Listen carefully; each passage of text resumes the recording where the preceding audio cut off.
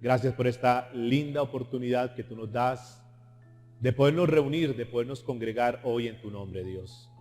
Gracias por la vida de cada una de las personas que asisten a este lugar, por las personas que virtualmente también estarán escuchando esta enseñanza, Dios.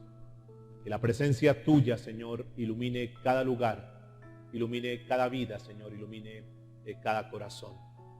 Oramos, Señor, en tu nombre, pidiéndote que tú hoy, por favor, hables a nuestra vida.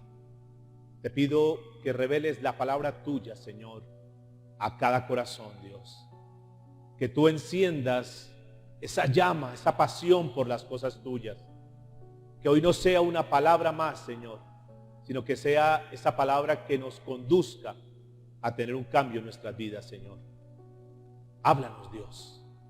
Te lo pedimos en el nombre de Cristo Jesús de Nazaret. Amén y amén. Mis amados y amadas, muy buen día. Por favor, pónganse cómodos. Sean todos y todas bienvenidos y bienvenidas en esta linda mañana, en este tiempo especial, donde nos reunimos como familia para estudiar la bendita palabra del Señor.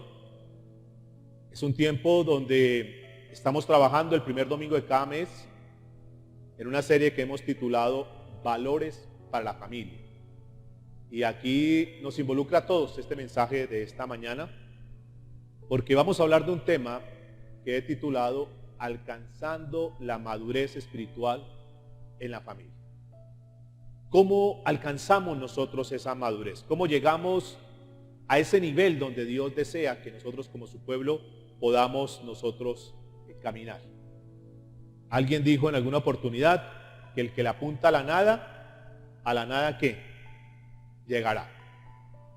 A veces nosotros en la vida, de forma general, caminamos, transitamos por esta tierra sin propósito. Vivimos por vivir. Hacemos las cosas por hacerlas. Trabajamos por trabajar. Trabajamos para comer y comemos para trabajar. Y terminamos teniendo una vida cíclica, una vida sin resultados. Y cuando nosotros evaluamos nuestra vida, decimos, bueno, pero ¿qué he hecho en mi vida?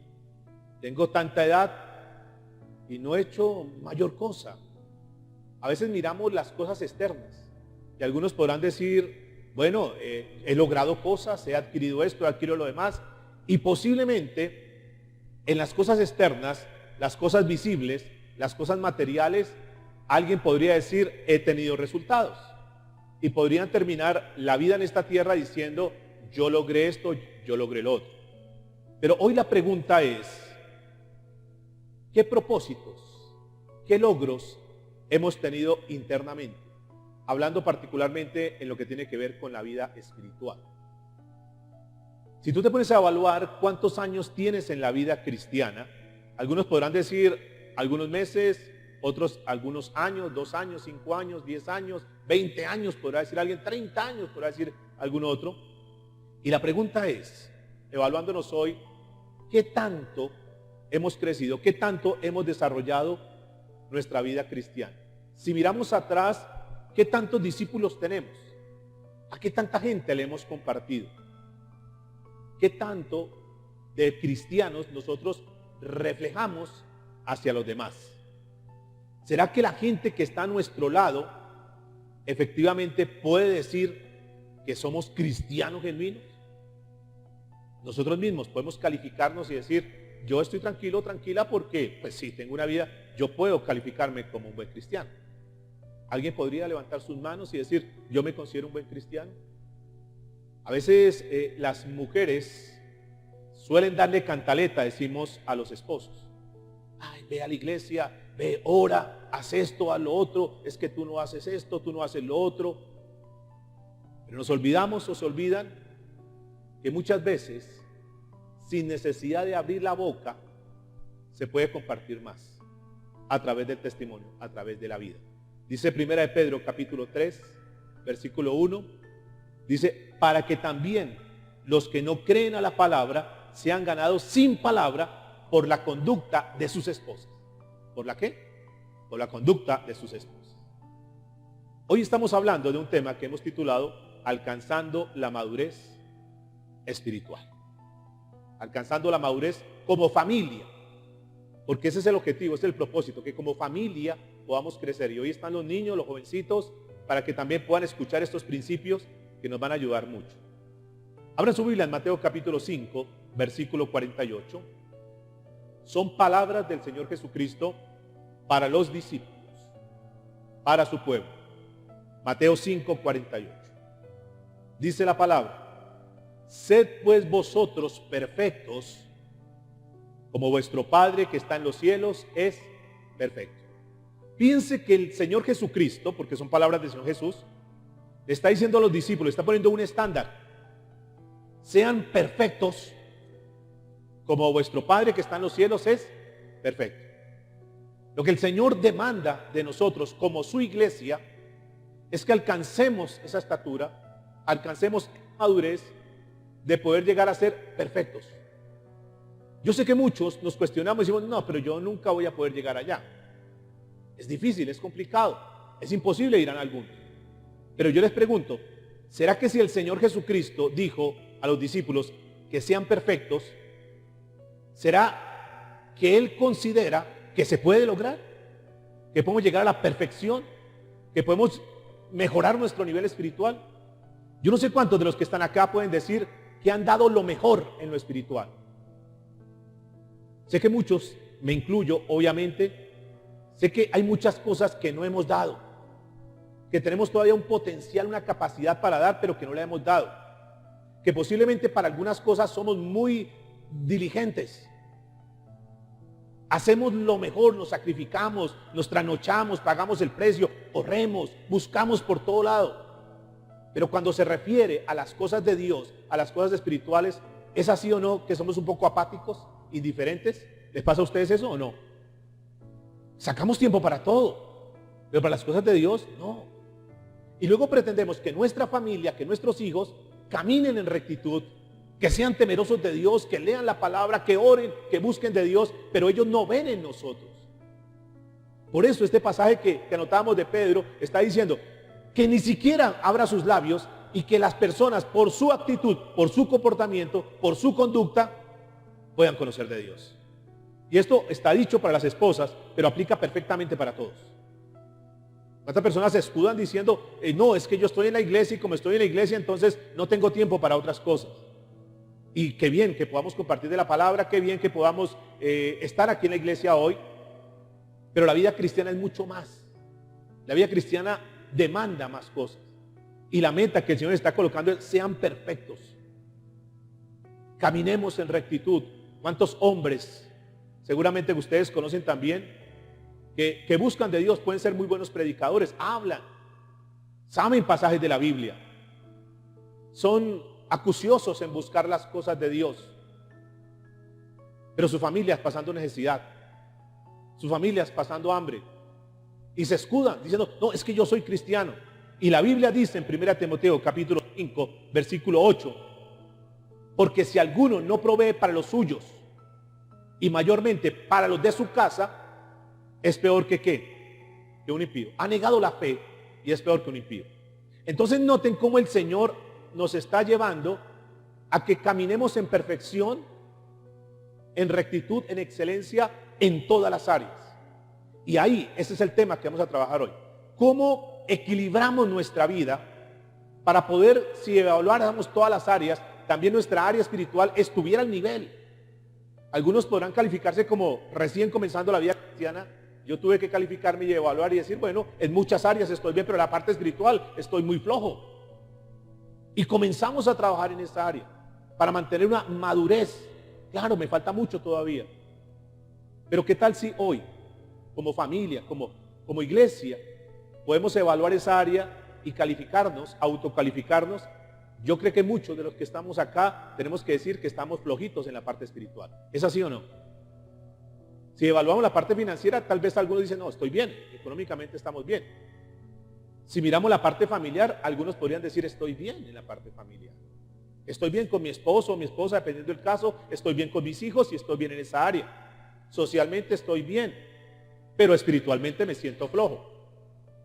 Ahora, quiero decirles que cuando nosotros subimos en el área espiritual, automáticamente las demás áreas van a subir. Y si nosotros queremos tener madurez en nuestra familia y queremos ser excelentes, perfectos, como dice la palabra de Dios, entonces tenemos que trabajar en la parte espiritual. Y para eso vamos a estudiar la segunda carta del apóstol Pedro, que nos muestra algo bien interesante, mis amados. Y es que nos va a ir revelando el desarrollo y cómo crecemos. ¿Cuántos están interesados en crecer en todas las áreas? Pero particularmente en la área espiritual. Porque si nosotros tenemos la plataforma, que es la parte espiritual, la tenemos bien desarrollada, usted se va a dar cuenta que las demás áreas van a subir por añadidura. Entonces el enfoque, alguien que dice, yo estoy mal con mi familia, estoy mal financieramente, estoy mal socialmente, estoy mal espiritualmente, entonces yo le sugiero que prestemos mucha atención porque esta palabra nos va a ayudar bastante. Segunda carta de Pedro, capítulo 1, versículos 1 y 2. Simón Pedro, siervo y apóstol de Jesucristo, a los que habéis alcanzado por la justicia de nuestro Dios y Salvador Jesucristo, una fe igualmente preciosa que la nuestra. Está hablando a la iglesia. Están hablando a personas que han creído en Cristo Jesús como nosotros.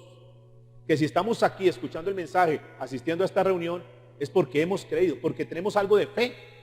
¿Es así o no? Todos tenemos una porción de fe. Entonces dice, ustedes que han creído en el Señor Jesucristo, versículo 2, dice, gracia y paz os sean multiplicadas. Es decir, que lo que tenemos tiene que ser ¿qué? Multiplicado, que tenemos que crecer. Dígale que está a su lado, tenemos que avanzar espiritualmente. ¿Pero avanzar en qué? O sea, vamos a dejar a un lado todas las áreas, excepto la espiritual que es la que nos compete hoy.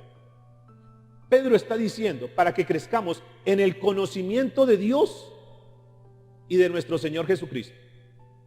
¿En qué debemos crecer? Conocimiento de Dios y nuestro Señor Jesucristo.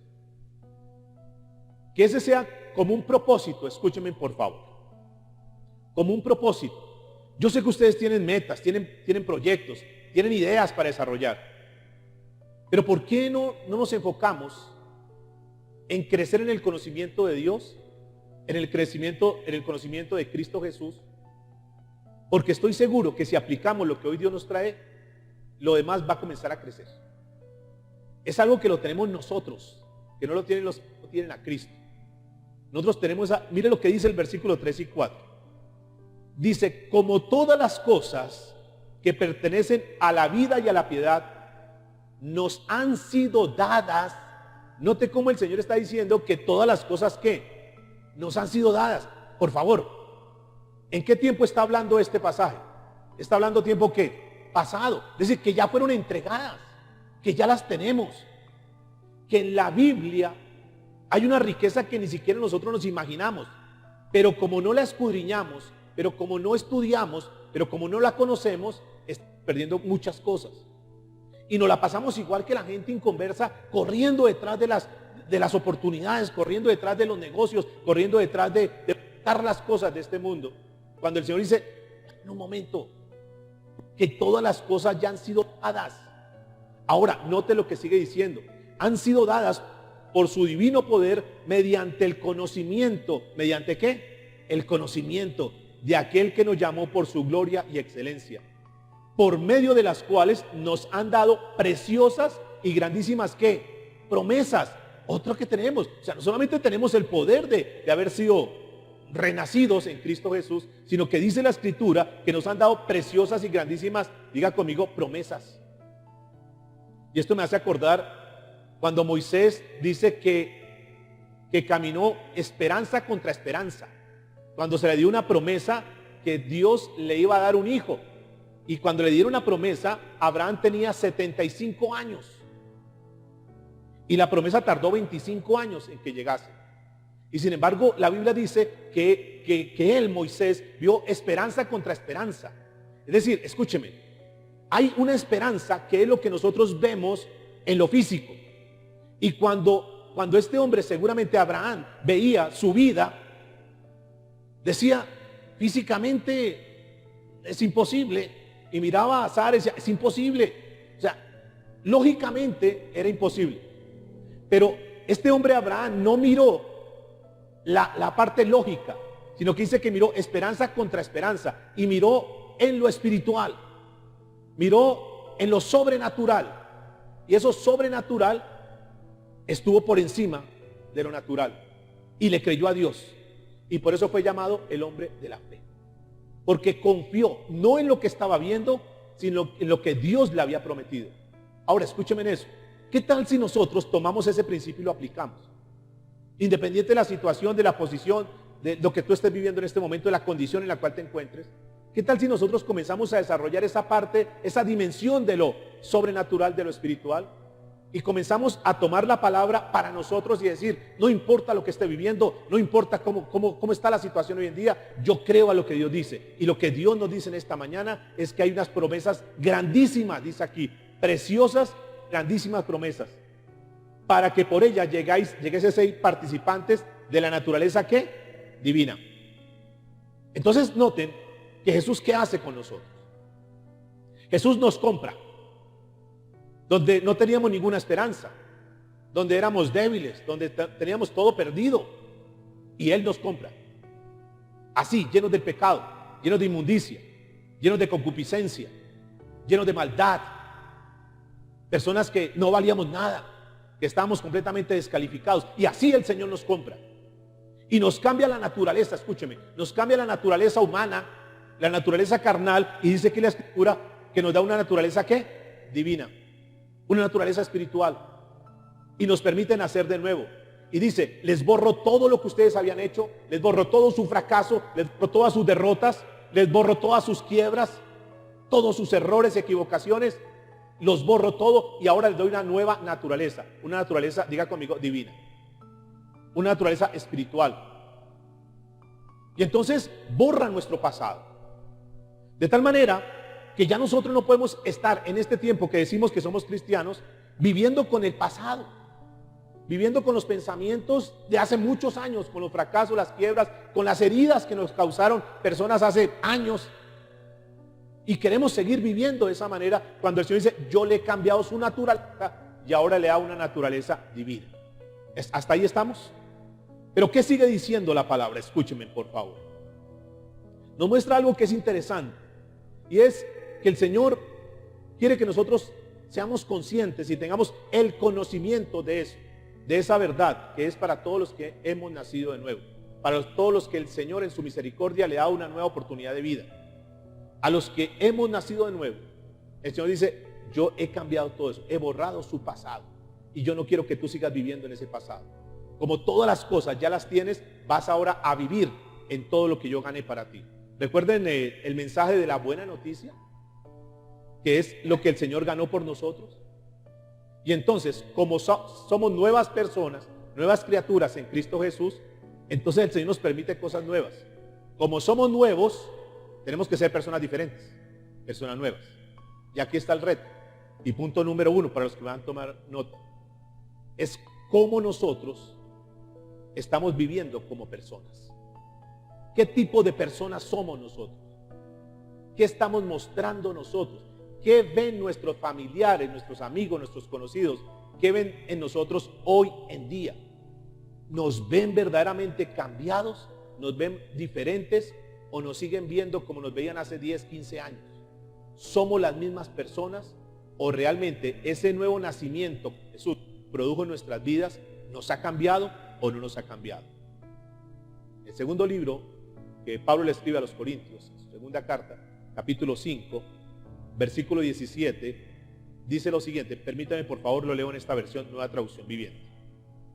Esto significa que todo el que pertenece a Cristo se ha convertido en una persona nueva.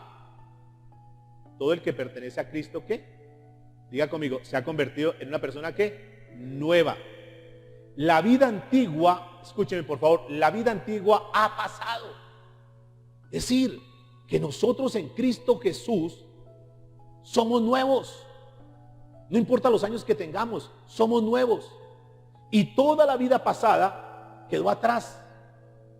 Razón por la cual, escúcheme, tú no puedes en este tiempo que eres un hijo de Dios, una hija de Dios, seguir viviendo con tu vida pasada, con tus costumbres pasadas, con tus comportamientos pasados, con las heridas del pasado, porque el Señor ya ha sanado todas las heridas.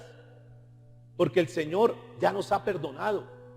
Tú no puedes seguir viviendo con esa mentalidad de fracasado, de derrotado, porque hiciste un mal negocio hace 20 años, pero no conocías de Cristo. Ahora todo eso quedó borrado y eres una nueva criatura, dice la palabra, una nueva persona. La vida antigua ha pasado y termina diciendo en esta versión, una nueva vida ha comenzado.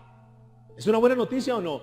Que el Señor nos ha quitado toda la carga del pasado, nos ha borrado todo. El acta de los decretos que era contraria, el Señor la clavó en la cruz del Calvario, borró todo y nos ha hecho nuevas criaturas en Él. La pregunta es, ¿estamos en función de eso? ¿Estamos siendo congruentes a nuestra nueva posición en lo espiritual? ¿O seguimos en esa posición vieja? Dice la Biblia, Ezequiel, capítulo 36, versículo 26, profeta Ezequiel, Antiguo Testamento. Capítulo 36, versículo 26. Dice en esta versión, les daré un corazón nuevo. ¿Qué nos dará el Señor? ¿Cuál es la promesa? Un corazón nuevo. O sea que ese corazón herido, ese corazón lleno de resentimiento, ese corazón lleno de rencor, ese corazón lleno de amargura, ese corazón lleno de odio, ese corazón que no perdona, ese corazón que es duro como un pedernal, ese corazón que por todo se irrita. La Biblia dice que el Señor ha quitado ese corazón y nos ha dado un nuevo corazón. Les daré un corazón nuevo y pondré un espíritu nuevo dentro de ustedes, dice en esta versión. Y pone el Espíritu de Dios, su mismo Espíritu, lo coloca en nosotros. De tal manera, escúcheme, que ya no estamos operando con la naturaleza antigua y que ya no estamos en nuestras fuerzas, sino que Dios ha dado el poder del Espíritu en nosotros y que el Espíritu de Dios está en nosotros. Entonces, si no tenemos la naturaleza antigua y si el poder de Dios está en nosotros a través del Espíritu Santo, no podemos ser los mismos. Y si tú sigues siendo el mismo, es porque no has nacido de nuevo, porque no eres nueva criatura, porque estás viviendo con tu naturaleza carnal todavía, caída, pecaminosa. Pero el que ha nacido de nuevo, el que quiere nacer de nuevo, va a recibir esto. Uno que le borra todo su pasado, que le quita todo lo que tú eras y te da un nuevo corazón, un corazón sano, un corazón limpio, un corazón perdonador, un corazón dadivoso, generoso, un corazón amoroso, un corazón tierno. Pero además de eso, le da el poder. ¿Para qué? Para que tenga la habilidad de poder enfrentar todos los obstáculos, todas las pruebas, todas las tentaciones, porque ya no estás en tus fuerzas, sino que estás en el poder de Dios. Razón por la cual un cristiano genuino, verdadero, tiene todas las de ganar en Cristo Jesús. ¿Sí? ¿Están de acuerdo o no? Pero mire lo que sigue diciendo. Les daré un nuevo corazón que lo pondré dentro de ustedes. Les quitaré ese terco corazón de piedra y les daré un corazón tierno y receptivo. Para aquellos que dicen, no, es que yo no puedo amar, a mí nunca me dieron amor, es que mi papá nunca estuvo conmigo. No hay ninguna disculpa, porque aunque tu padre y tu madre te dejaron, el Señor nos ha recogido con todo. Y tú no puedes hoy escudarte diciendo, no, es que me traicionaron, no, es que me hicieron esto. Ya eso fue en el pasado, porque en Cristo Jesús fue borrado todo y tú tienes un nuevo corazón. Un corazón tierno, mire lo que dice la Escritura, un corazón tierno y receptivo, un corazón afectuoso, amoroso, un corazón que si tú no recibiste cariño de tus padres, eso ya no interesa, pero tienes el cariño de Dios, el amor de Dios, el perdón de Dios, y por lo tanto, como has recibido eso, tú lo puedes dar. Capítulo 12, versículo 33. Dice en esta versión, a un árbol se le identifica por su fruto. ¿Por qué se identifica un árbol? ¿Qué quiere decir eso? Que de acuerdo al fruto que se vea, de acuerdo a la calidad de fruto, uno determina la calidad de ¿qué? Del árbol. Si es un fruto bueno, ¿uno qué puede concluir? Que el árbol es bueno. Mire lo que dice, a un árbol se le identifica por su fruto. Si el árbol es bueno, su fruto será bueno. Es imposible, escúcheme, es imposible que un árbol bueno dé un mal fruto. Pero mire lo que sigue diciendo. Si el árbol es malo, su fruto será ¿qué? Malo. O sea, es imposible que de un árbol malo salga un buen fruto. Razón por la cual, si nosotros hemos nacido de nuevo y somos un nuevo árbol y un buen árbol, lo que el Señor espera de nosotros es que demos ¿qué? Buenos frutos. ¿Sencillo o no? ¿Tiene sentido o no tiene sentido? Claro. La pregunta es, a esta altura de tu vida, ¿tú estás dando buen fruto?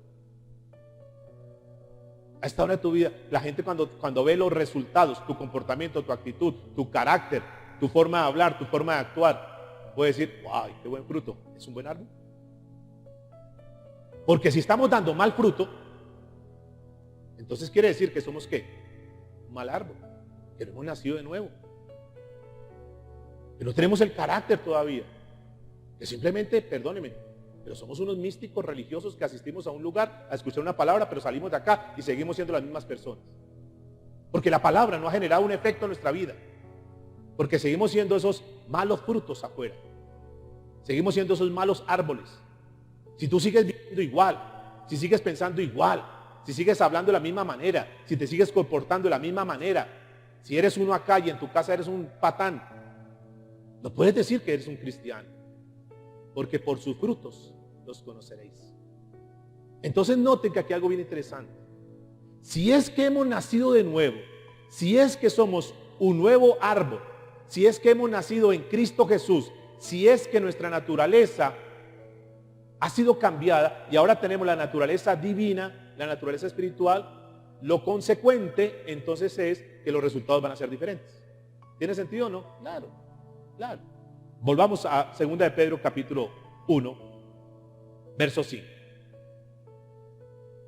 Si es que somos así, si es que hemos nacido de nuevo, entonces dice la Escritura, vosotros también, poniendo toda diligencia, por esto mismo, es decir, por ese nuevo nacimiento, por todo eso que Cristo hizo en tu vida, añadid a vuestra fe, es decir, Él da sentado por base que nosotros estamos en la fe, que por fe hemos creído, que el justo por la fe vivirá, que sin fe es imposible agradar a Dios, que nosotros no caminamos por vista, sino caminamos por ¿qué? Por fe, y todos tenemos un grado, una medida de fe. ¿Es así o no?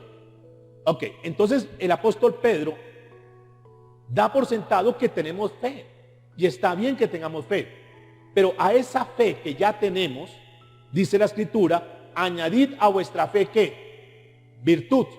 A la virtud, conocimiento. Y entonces nos lleva a un escenario donde tenemos que dar algo más. Porque esa palabra añadir, ¿qué quiere decir añadir? Sumarle, dar de más, poner algo más, un esfuerzo más, y ganaremos. Es eso. Que podamos nosotros crecer más. No podemos conformarnos diciendo somos cristianos, tenemos fe, pero es que la Biblia está diciendo que si queremos crecer en la estatura, que si queremos que nuestra familia crezca, que si queremos tener un equilibrio y que las demás áreas lleguen por añadidura, a esa fe que ya tenemos, añadámosle algo más que se llama virtud. Y es lo que vamos a estar estudiando. Entonces evaluemos. O sea, autoevalúate, yo no voy a evaluar, simplemente comparto una palabra. Si tú verdaderamente, honestamente, a esta altura de tu vida, tú estás viviendo espiritualmente, o si haces parte de una iglesia, pero sigues viviendo carnalmente, humanamente. Porque el apóstol Pablo a los Romanos en el capítulo 6, versículo 4, dice lo siguiente. Pues hemos muerto y fuimos sepultados con Cristo mediante el bautismo. Y tal como Cristo fue levantado de los muertos por el poder glorioso del Padre, ahora nosotros también podemos vivir una nueva vida. Es decir, ¿será que podemos tener una nueva vida? ¿Será que podemos cambiar? ¿Será que podemos mejorar? ¿Será que podemos dejar ese comportamiento, esas actitudes que teníamos? Y la respuesta es sí. Porque ahora, así como Cristo fue levantado, así como el poder de Dios levantó a Cristo, también nosotros podemos ser levantados. Pero entonces tenemos que mirar y que tú hoy te identifiques en qué área realmente, honestamente, delante de Dios, tú estás caminando. si en la parte, repito, de la carne o estás caminando en la parte espiritual. ¿Qué tan espiritual tú eres? Y para poder saber cómo estamos, el Señor deja un pasaje en la Biblia para que tú te mires en el espejo de la palabra y digas, wow, ahora sé cómo estoy realmente delante de Dios. Está el libro de Gálatas, capítulo 5, versículo 19. Gálatas 5, 19.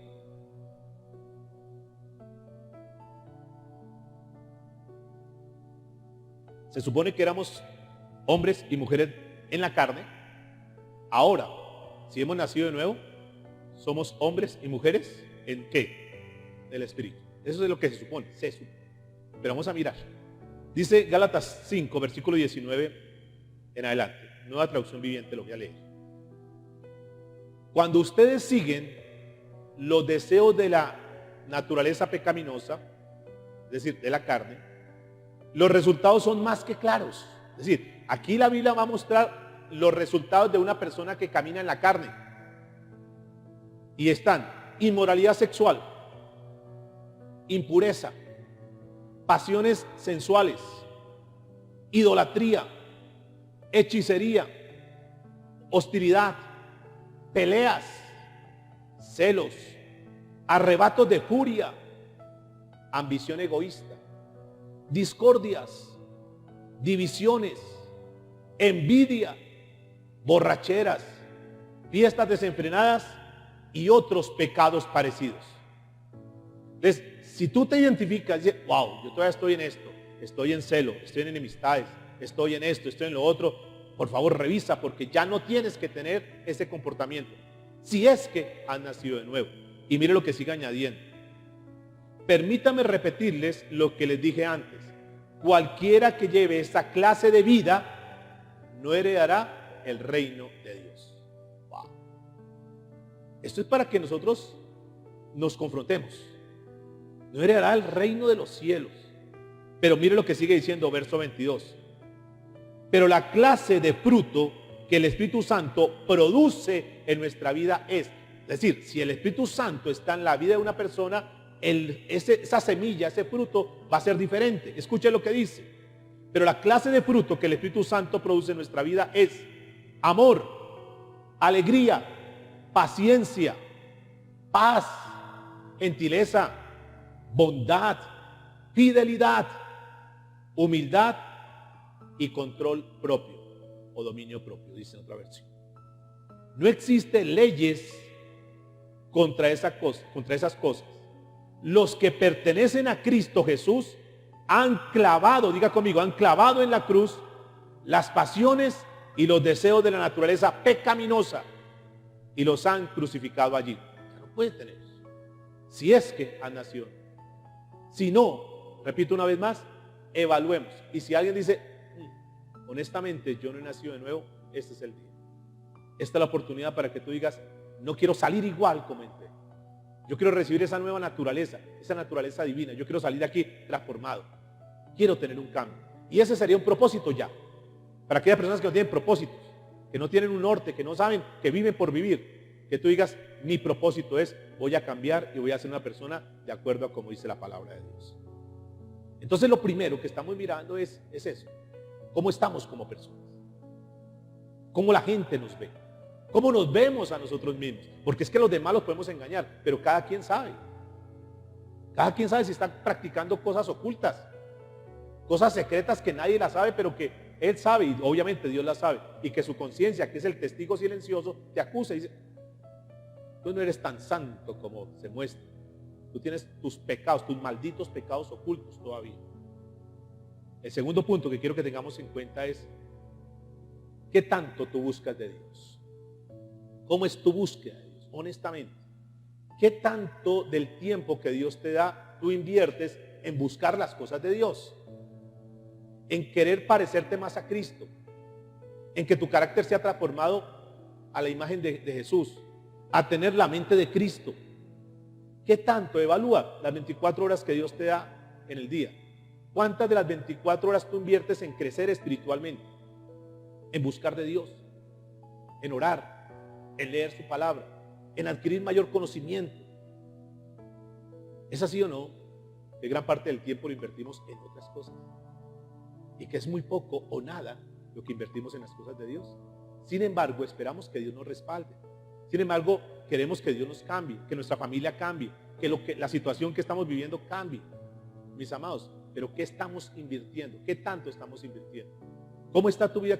¿Tú estás sentado buscando de Cristo? ¿O estás caminando buscando de Cristo? ¿O estás corriendo buscando de Cristo? ¿Qué tan apresurado?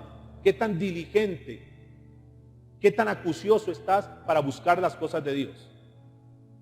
¿Qué tan esmerado está en crecer espiritualmente? Eso no porque los demás te vean, sino porque tú sientas eso. Tú y yo tenemos que orar no porque la esposa me vea que estoy orando y para que no me ponga cantaleta, sino que tiene que nacer en el corazón y tú decir, yo necesito buscar de Dios. Yo necesito tener una conexión con Dios. Yo necesito hablar con Él, yo necesito descansar en Él, yo necesito conocerle más a Él. Pero no porque los demás digan, sino porque siento en mi corazón. Y la pregunta es, a esta altura, tú como seguidor de Cristo, ¿qué tan diligente estás en esa área? ¿Qué tanto le buscas? Tú sabes que Cristo dio todo por ti. ¿Sí lo sabes? Diga que está a su lado, Cristo dio todo por ti. Abraza el que está a su lado y dile, el Señor te ama tanto, que dio todo por ti. Se sacrificó por ti. Recibió todos los castigos. Recibió absolutamente todo sacrificio lo hizo Jesús por nosotros. Murió por nosotros, pero también resucitó. Todo lo hizo por nosotros, no escatimó absolutamente nada. Humillado, vituperado, menospreciado, su rostro desfigurado, latigado y todo lo que sufrió por amor a ti y por amor a mí. La pregunta es, ¿qué tanto estamos dispuestos nosotros para darle a Él? ¿Qué tanto? ¿Qué tanto nosotros decimos, Jesús, quiero ser un testimonio tuyo en esta tierra? Quiero vivir para ti. Quiero dar lo mejor para ti, Jesús. Quiero parecerme a ti. Quiero buscarte con todo mi corazón. Quiero pagar el precio. Quiero invertir horas aprendiendo de ti. Quiero que mi carácter sea formado como el tuyo. Quiero parecerme a ti cada vez más. Quiero oler a ti, Jesús.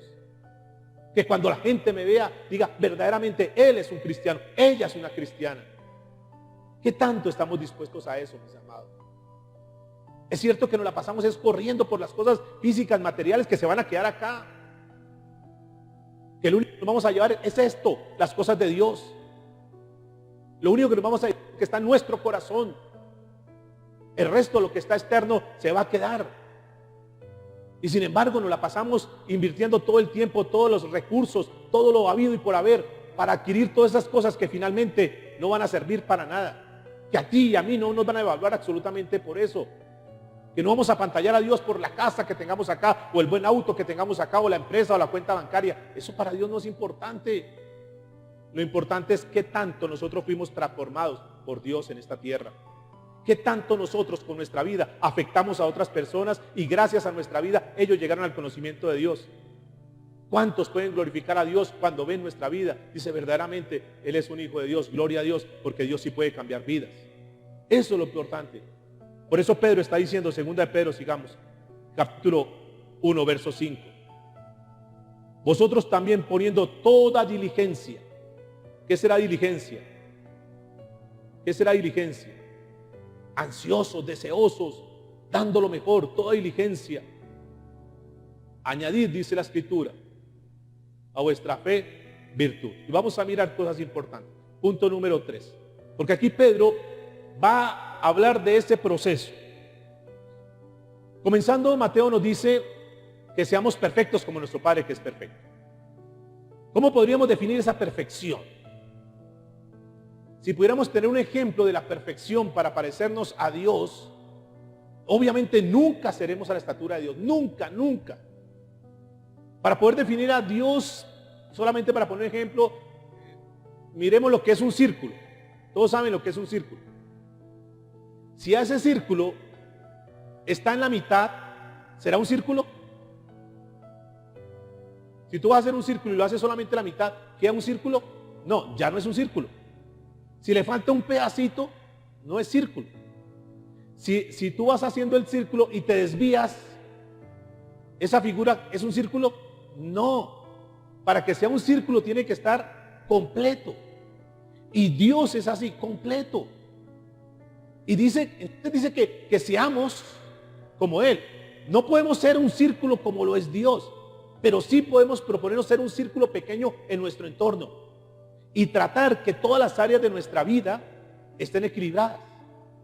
Porque si nosotros estamos bien en una parte, pero estamos mal en otra, dejamos de ser perfectos. Dejamos de ser como Dios quiere que seamos, porque ya somos deformes.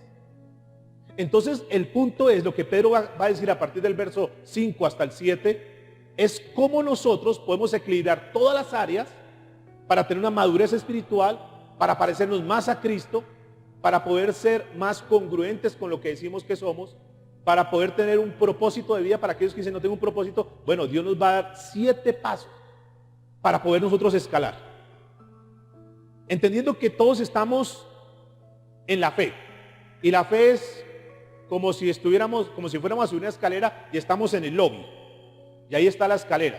Entonces el Señor da por sentado que todos estamos en el lobby. Ese lobby es la fe, ¿de acuerdo? Pero que queremos escalar. ¿Cuántos quieren escalar? ¿Cuántos quieren subir? ¿Cuántos quieren crecer? ¿Cuántos quieren cambiar su vida y decir, yo quiero de una vez por todas involucrarme con Dios, parecerme a Cristo Jesús, ser un verdadero cristiano? Y puedes seguir en tus negocios, porque tú puedes ser un buen empresario, un buen cristiano. Tú puedes ser un buen profesional y un buen cristiano. Puedes ser una buena ama de casa y una buena cristiana. Puedes ser un buen empleado y un buen cristiano. ¿De acuerdo? Porque muchas personas solamente tienen una parte y lo demás ¿qué? Entonces dice lo siguiente, escuchen. Vosotros también, poniendo toda diligencia, por eso mismo, añadid a vuestra fe virtud. Y viene el primer escalón, es decir, partimos de la base y vamos a dar el primer paso. Ese primer peldaño, ¿cómo se llama? De acuerdo a lo que dice la Biblia. Virtud. Demanda un esfuerzo. Es decir, no te conformes simplemente con ser un cristiano del montón que simplemente tiene fe. Si quieres crecer, tienes que hacer un esfuerzo adicional, añadir un esfuerzo más, que es la virtud. ¿Qué es virtud? Virtud es una palabra griega que es la palabra arete, como el arete de una mujer, pero es arete, arete. Y esa palabra arete quiere decir excelencia, excelencia. Y aquí está el primer punto, el primer peldaño, que le vamos a llamar excelencia moral. Es decir, que nosotros podemos tener fe y a esa fe vamos a añadirle excelencia en todo lo que hagamos. Escuchen por favor. Muchas personas tienen fe, pero su carácter es desastroso. ¿Conoce gente así? Sí, van a la iglesia, pero su carácter, ese geniecito, sí. Entonces, no se trata de eso, simplemente decir, no, yo soy cristiano, yo voy a la iglesia y nos ven ahí con la Biblia, pero nuestro carácter es desastroso. Muchos tienen fe, pero se irritan con facilidad. Son de mecha corta, medio se prende, estallan de una vez. Otros son de mecha más larga, pero hay unos que medio cualquier cosita de una vez se enciende. Tienen fe, pero diga conmigo, se irritan con facilidad. Otros tienen fe, pero sus vidas están llenas de amargura. Y sí, vienen a la iglesia, sí, están acá, pero son amargados por todo se enojan, son gritones, enojones, malgeniados por cualquier cosa, no se aguantan nada y tienen fe. ¿Será que eso es equilibrio? ¿Será que eso es testimonio? ¿Será que los hijos que lo están viendo, los hijos que están formando, será que dicen, ay, mire, yo quiero ser con mi papá, con mi mamá? Dicen, no. Y no es cierto que lo primero que dicen es, ¿y no es que usted es cristiano? ¿Y no es que va a la iglesia? ¿Por qué? Porque no tenemos equilibrio. Por eso tenemos que agregar, diga conmigo, virtud. Muchos tienen fe, pero son tramposos en sus negocios. Y son de fe, y son cristianos, pero hacen trampa en sus negocios. ¿Y será que eso es lo que Dios quiere? ¿Será que estamos dando testimonio con esa forma de ser? Lo que vamos a proponernos hoy, con el favor de Dios, es que Él nos enseñe a cómo crecemos en todas esas áreas. Entonces estamos hablando de virtud. La definición de la palabra virtud en el original es excelencia en todo lo que está haciendo. Y es una buena tarea, es un buen propósito. A partir de ahora voy a hacer las cosas con excelencia. Que tengo que lavar la ropa, la lavo con excelencia. Entonces estoy lavando la ropa y estoy alabaré, alabaré, alabaré a mi Señor. Y estoy, que tengo que cocinar, bendito Dios, voy a cocinar. Que me tocó planchar la camisa, la voy a planchar. Que tengo que arreglar la casa, la voy a arreglar con excelencia. No por costumbre, no por hábito. Porque cuando no hay propósito, se vuelve aburridor. Cuando el matrimonio pierde el propósito, cuando no hay sueños, no hay visión, no hay proyectos, se vuelve aburrido el matrimonio. Cuando, yo no sé a ustedes si les pasa eso, cuando tienen que ir a trabajar porque les toca, que no quieren ese trabajo, trabajan porque les toca trabajar, y ya tienen que ir porque les toca ir a trabajar para conseguirlo de la yuca y lo demás, pero se pierde la esencia. Ya no es el agrado de llegar, de abrir su negocio, su tienda, lo que tengas. Ya no hay, qué pereza, a ver si se vende algo. Llegar a tu empresa, a tu almacén y qué pereza. Pero cuando hay un propósito, las cosas cambian. ¿Qué tal que nosotros comencemos a partir de ahora a tener un propósito en lo que hacemos? Un propósito como padres de familia, de ser los mejores padres de familia. Eso es un buen propósito. Y me voy a proponer ser el mejor padre para mis hijos. Ok, lo que ya hiciste, los errores, ya, tranquilos. Pídale perdón a Dios, pídale perdón a sus hijos. Restituya eso y proponte a partir de ahora ser el mejor padre. Que cuando tú y yo partamos de esta tierra, nuestros hijos, nuestras hijas puedan llorar diciendo, se va el mejor padre que estuvo en esta tierra. Y no que digan, ay, gracias a Dios, qué descanso. Por fin, ha demorado en irse. Que seas el mejor esposo, la mejor esposa, dando lo mejor, arete, excelencia en ser el mejor esposo, en todo lo que tú hagas. Y tú vas a darte cuenta que cuando tú agregas ese ingrediente, que es la excelencia moral, que es el arete, tú vas a ver resultados. ¿Por qué? Porque si la gente llega a tu negocio y te ve que tú amas el negocio, que quiere lo que estás haciendo, atiendes de la mejor manera a los clientes, que quieres a los clientes, que le das el mejor producto, el mejor servicio, que eres el mejor empleado y que da lo mejor para tu empresa, tenlo por seguro que te van a promover, tenlo por seguro que van a llegar mejores clientes. Y te vas dando cuenta que así como tú vas creciendo en lo espiritual, lo material, lo económico también va creciendo. ¿Estás notando? Y entonces tú comienzas a ser excelente con tu esposa, tú como esposo, excelente con tu esposa, y te das cuenta que la relación va a cambiar en todas las áreas. Vas a ver más disposición de tu esposa, vas a ver mejor atención de tu esposa, vas a ver que tu esposa se preocupa más por tus cosas. Y entonces dices, wow, mire, están dando las... Y vas mejorando la parte familiar. Y da lo mejor para tus hijos. Y les hablas de la mejor manera. Y tratas de tener lo mejor para tus hijos, en la medida de las posibilidades y las capacidades tuyas. Y te vas a dar cuenta que tus hijos comienzan a tener un cambio contigo. Y dejas de ser la cantaletosa, el cantaletoso, el gritón, el enojón. Entonces comienza a cambiar el ambiente en la casa. ¿Por qué? Porque estás dando lo mejor, excelencia, arete. ¿Estás notando? Y entonces tú eres un estudiante. Entonces te preocupas no solamente por ir a clase, sino que vas a dar lo mejor y a ser el mejor estudiante porque recibes la palabra de Dios y eso lo aplicas y eres el mejor hijo por un lado y por otro lado el mejor estudiante y te preocupas por eso. Y le vas colocando arete a lo que haces, excelencia en todo lo que haces. Y eso es lo que el apóstol Pedro está diciendo acá. Haz un esfuerzo. ¿Demanda esfuerzo? Sí. ¿Demanda sacrificio? Sí. ¿Qué tal si tú le agregas eso también a tu parte espiritual? Tú como miembro de la congregación, como miembro de una iglesia, dices, voy a dar lo mejor. No soy simplemente un asistente, voy a dar lo mejor. Voy a participar activamente, me voy a involucrar. Voy a proponerme dar lo mejor de mi vida en lo espiritual. Si Cristo dio todo por mí, voy a dar lo mejor, Señor. No tendremos con qué pagarle nunca, así seamos los mejores en todo.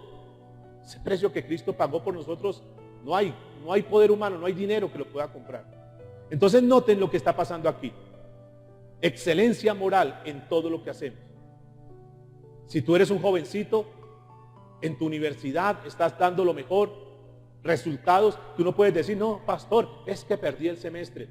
¿Perdí el semestre? Sí, pastor, es que como estaba ensayando con lo de alabanza, me descuidé y perdí el semestre. No, o sea, tú puedes estar en alabanza, tú puedes servir al Señor, pero también respondes con tu estudio, eres excelente en todo. Tú no puedes ser excelente aquí y en la casa hacer un desastre, desorden en tu cuarto, sucio, no colabora en nada, no ayuda a lavar la loza, nada. No, tú tienes que ser excelente. Y eso va dando un diferenciador. Eso va cambiando y los resultados se van a dar. Primer escalón, Entonces, el Señor que demanda, que además de la fe, de decir que somos cristianos, de creer en Cristo, ahora vamos a ponerle a todo ¿qué? Diga conmigo, excelencia. Excelencia, virtud, excelencia moral. Y seguimos escalando. Algunos se podrán quedar ahí, pero no se cierra el círculo. Necesitamos cerrar el círculo, ser completos. Por eso el número 7 es el número de la perfección, número completo. Lo segundo que dice aquí la Biblia, a la virtud, ¿qué debemos agregarle? Conocimiento. Conocimiento. Es una palabra griega que es la palabra gnosis. Esa palabra gnosis, que es usando nuestra mente, usar nuestra mente, lo que el Señor nos está diciendo es que le pongamos sentido a todo, que hagamos las cosas con entendimiento, que hagamos las cosas con sabiduría, que hagamos las cosas no en nuestras fuerzas, no en nuestra emoción, sino que hagamos las cosas conforme a como está escrito en la palabra de Dios. Porque ¿de dónde viene la fuente del conocimiento? ¿Cuál es el mayor conocimiento? ¿Cómo se adquiere mayor sabiduría? ¿Cuál es la mayor sabiduría que una persona puede adquirir? El conocimiento de Dios es la mayor sabiduría. Cuando tú te llenas de Dios, te llenas de mucha sabiduría. Y entonces alguno te puede decir, ayúdame, tengo este consejo. Y como tú has leído la palabra de Dios, está lleno del conocimiento y tú puedes impartir un consejo. Tú puedes ayudar a alguien porque tienes conocimiento, porque lees la Biblia, porque en la Biblia está todo el manual, todo el decálogo para ser excelentes. Si tú quieres ser un gran empresario, alguien dice, yo quiero ser un gran empresario, pero sabio en mis negocios, yo te invito, léete Proverbios, escrito por uno de los hombres más sabios, Salomón, un gran empresario, rico hasta donde más. Y ahí tú vas a encontrar todos los conocimientos, todas las herramientas, las técnicas, todos los manuales para ser un excelente empresario y hacer las cosas de una forma recta. Y te convertirás en un gran empresario y un gran cristiano. Conocimiento, diga conmigo conocimiento. Diga conocimiento completo.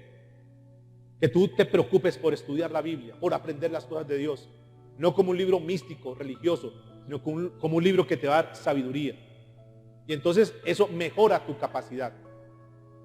Puedes tomar mejores decisiones. Porque ya no tomas decisiones, perdone la palabra, alocadamente, sino que las tomas basado en lo que dice Dios.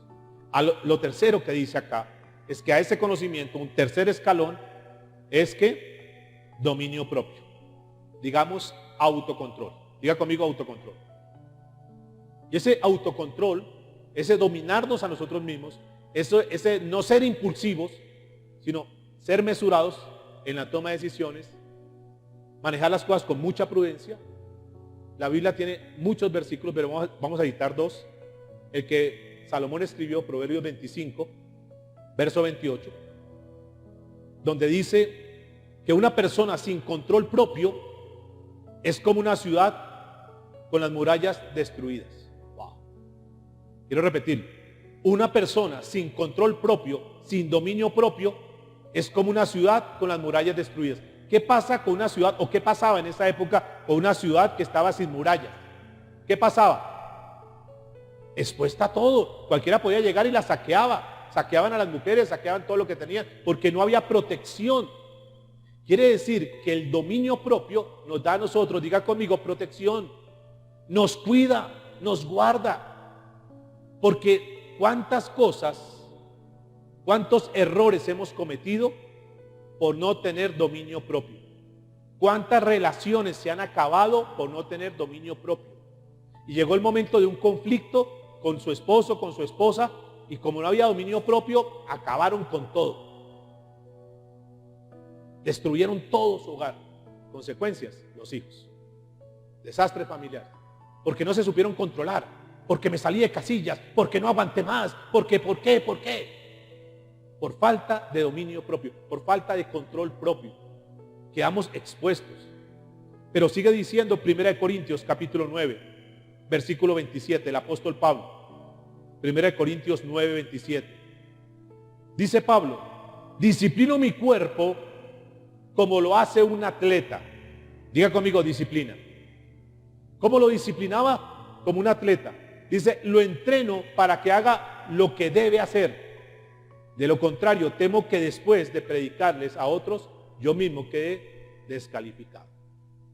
Noten cómo los escritores del Nuevo Testamento frecuentemente comparan al cristiano como un atleta.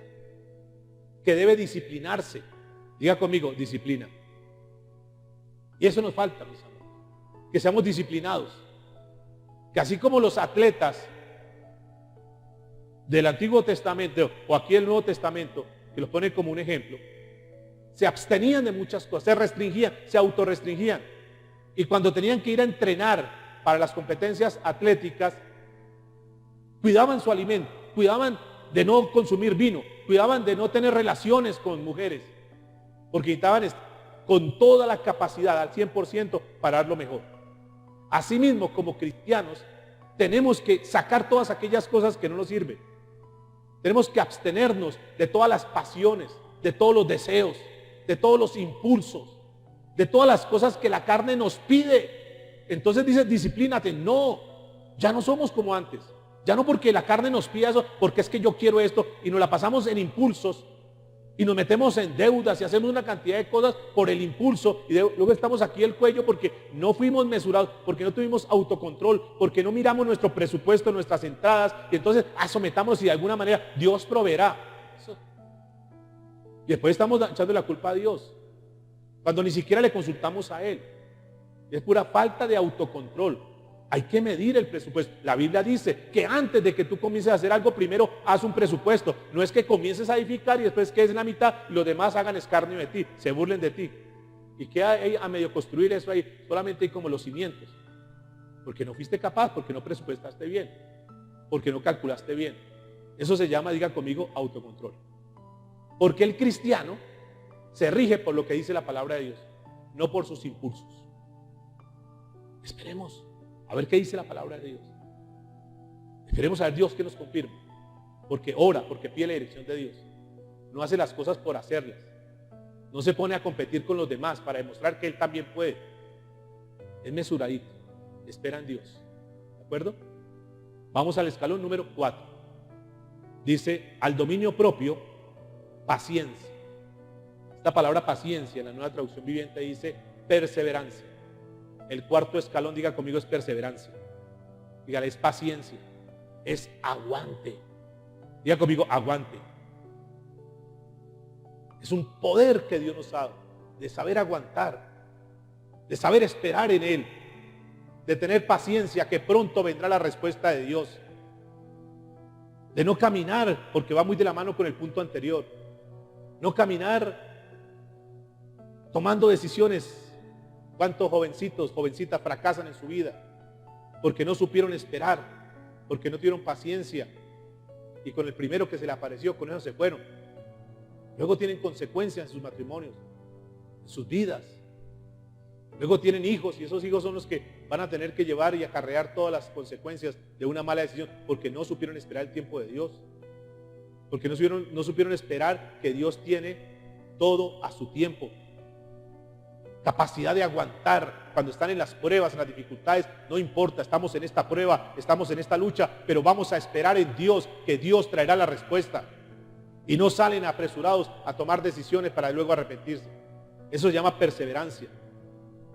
Dígale que está a su lado, permanecer fuertes bajo presión. Ahí te mantienes fuerte, esperas en Dios. Sé que esto va a pasar, sé que el diagnóstico dice eso, pero Señor, confío que tú puedes hacer un milagro. Sé que esta crisis estoy viviendo, Señor, es fuerte, pero sé que mi socorro vendrá de los cielos. Mi socorro vendrá de lo alto. Tú que hiciste los cielos y la tierra, tú me darás el socorro. No he visto justo desamparado, ni su descendencia que mendigue pan. Si caminamos firmes en el Señor, Dios nunca nos dejará desamparados. Pero tengamos paciencia, aguantemos, confiemos en Dios. Estad quietos y conoced que yo soy Dios. ¿Cuántas veces Dios nos ha hablado de esa manera? Tranquilos, esperen en mí. Tranquilos, yo estoy con ustedes. Yo nunca los abandonaré. Yo nunca los desamparé. Yo estaré con ustedes todos los días hasta el fin. Perseveremos. El mejor ejemplo de perseverancia, el mejor ejemplo de aguante, el mejor ejemplo de paciencia, una vez más está en el Señor Jesucristo. Abran sus Biblias en Hebreos, capítulo 12, versículo 2. El Señor Jesucristo está en la cruz del Calvario. Por eso la Biblia dice que pongamos nuestros ojos. ¿Puestos los ojos en quién?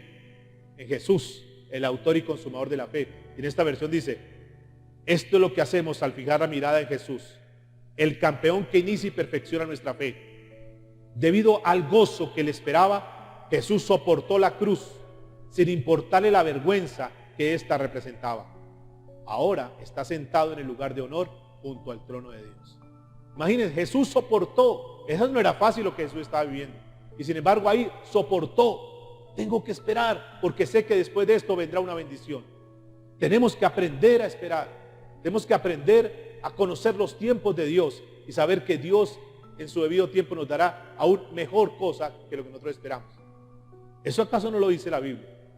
Cosas que ojo no vio ni oído escuchó son las que Dios tiene preparado para aquellos que le aman. ¿Es así o no? Y tú puedes estar esperando algo, pero dice, yo tengo algo mejor para ti. Espera. Pero viene el otro peldaño. Versículo 6 de 2 de Pedro 1. Al conocimiento, dominio propio. Al dominio propio, paciencia. A la paciencia, piedad. Y esta palabra piedad es sumisión a Dios.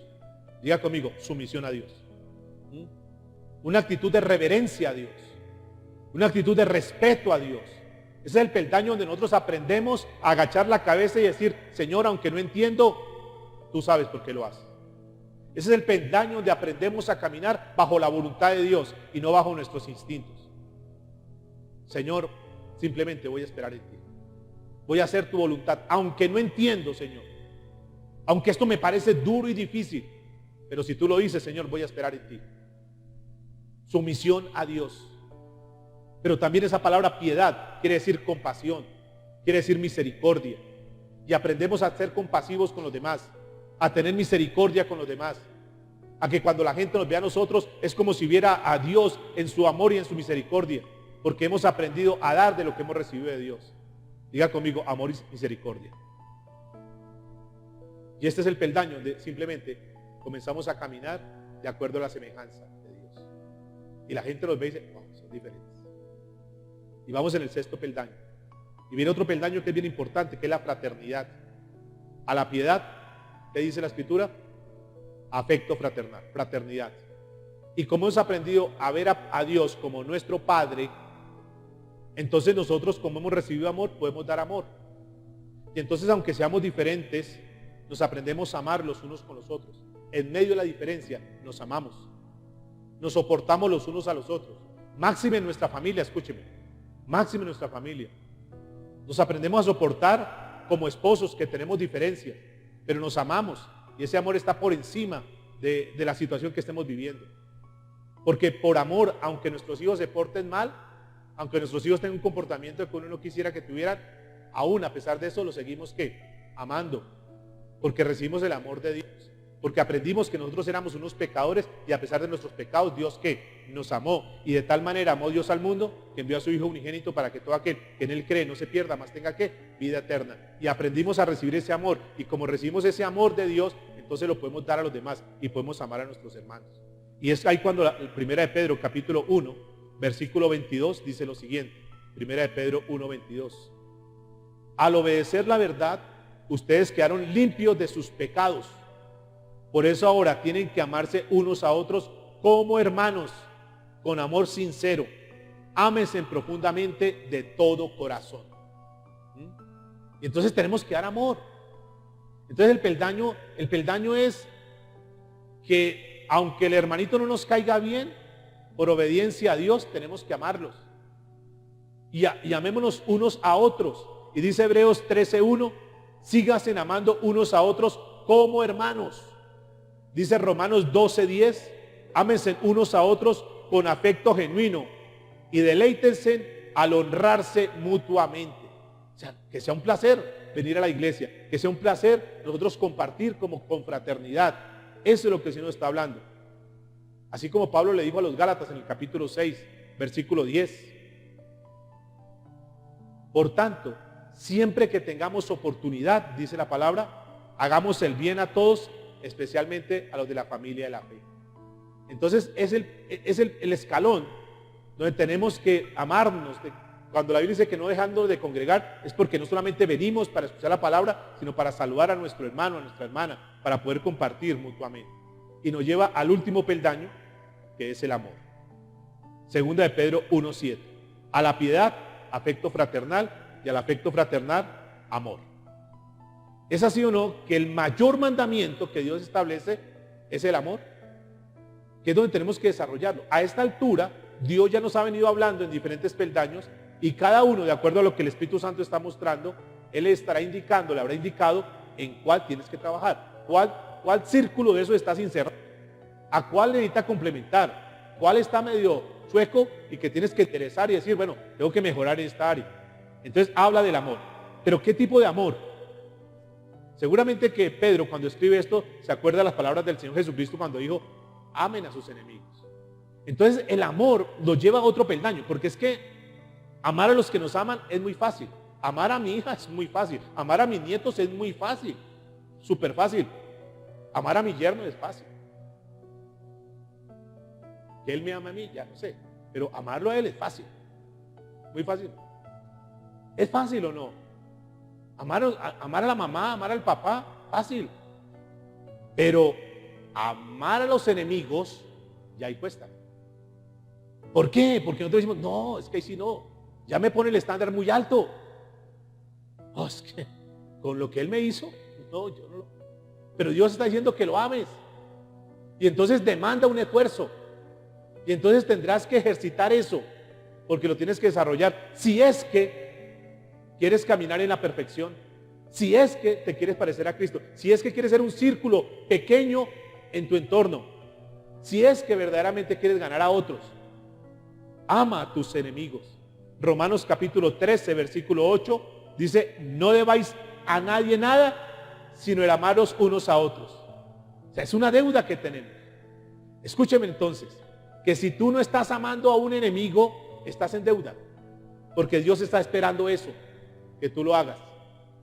Y tal vez Dios le está hablando a alguien en esta mañana.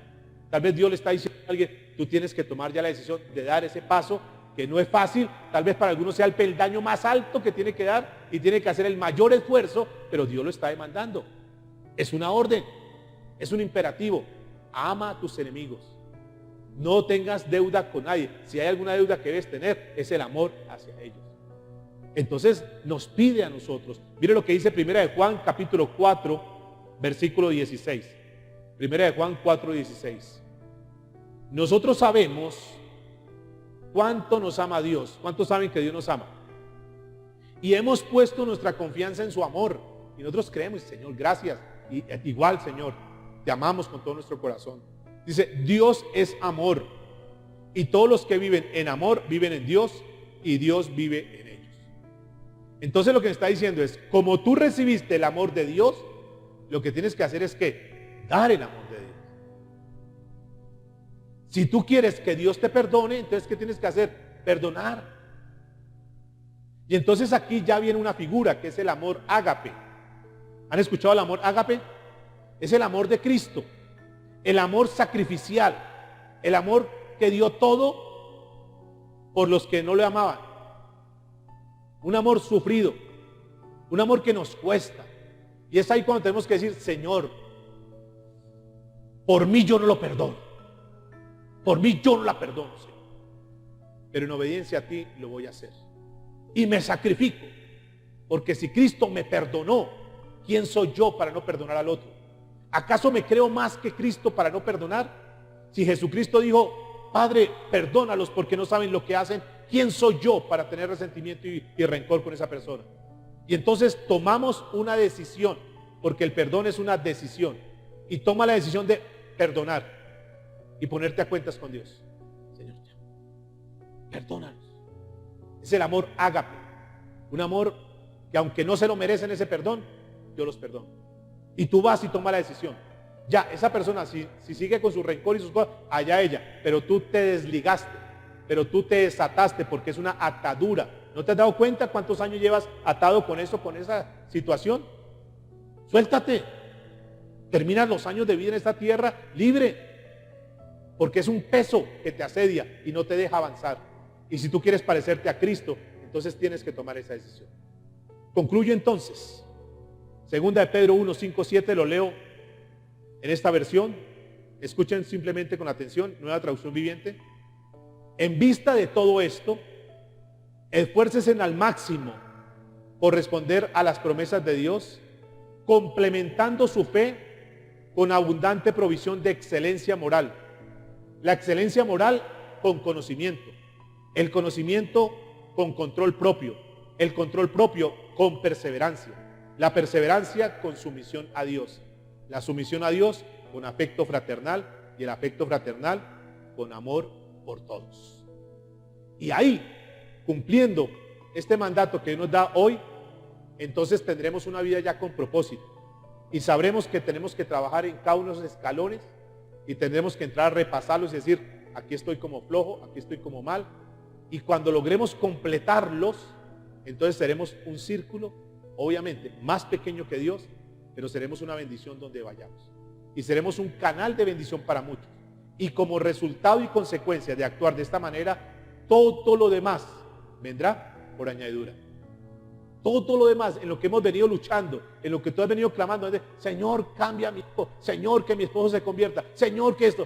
Simplemente, tú haz lo que corresponde y lo demás va a llegar. No te preocupes tanto por ellos, preocúpate por ti. Y si cada miembro de la familia aplicáramos esto, el jovencito, la jovencita, el hombre, la mujer, seguramente que tendríamos familias mucho más maduras y familias de excelencia, que es lo que el Señor quiere para su iglesia. Que seamos testimonio de los demás, que esta palabra verdaderamente haya llegado a nuestro corazón. Ya esa semilla está en tu vida. Lo que tú hagas con ella, la aplicación de ella, ya es tu responsabilidad.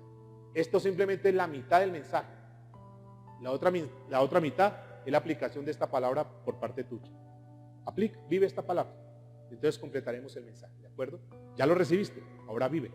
Repásalo en tu casa. Puestos en pie, vamos a darle gracias al Señor en esta hora. Digámosle, Padre, gracias por tu palabra. Gracias por enseñarnos hoy, Dios, a través de la Escritura, qué cosas en nuestra vida tenemos que cambiar. En qué cosas tenemos que mejorar, Dios. Indudablemente, en alguna de estas áreas hemos sido tocados. Posiblemente alguien diga, a mí me tocó tal peldaño. Otros dirán, a mí me tocó 3 peldaños. Otro dirá, a mí me tocaron los 7 peldaños. Y tengo que comenzar a trabajar. Ahora tenemos un propósito, Señor. Ahora tenemos una meta, ahora tenemos un objetivo. En estas áreas, Señor, queremos trabajar. Porque hoy tú nos has hablado, Señor. Tú nos has dicho que tú quieres que nosotros seamos perfectos, como nuestro Padre Celestial que está en los cielos es perfecto. Y si nos demandas eso, es porque ya tú nos diste las herramientas necesarias. Es porque ya tú nos dotaste, Señor. Y si tú colocas esa demanda, es porque sabe que lo podemos hacer. Tú no vas a pedirnos algo que nosotros no tengamos la capacidad para hacerlo. Y si tú lo estás demandando es porque nosotros lo podemos hacer. Cada uno, desde nuestro corazón, nos examinemos hasta qué punto tenemos un verdadero compromiso contigo, Señor.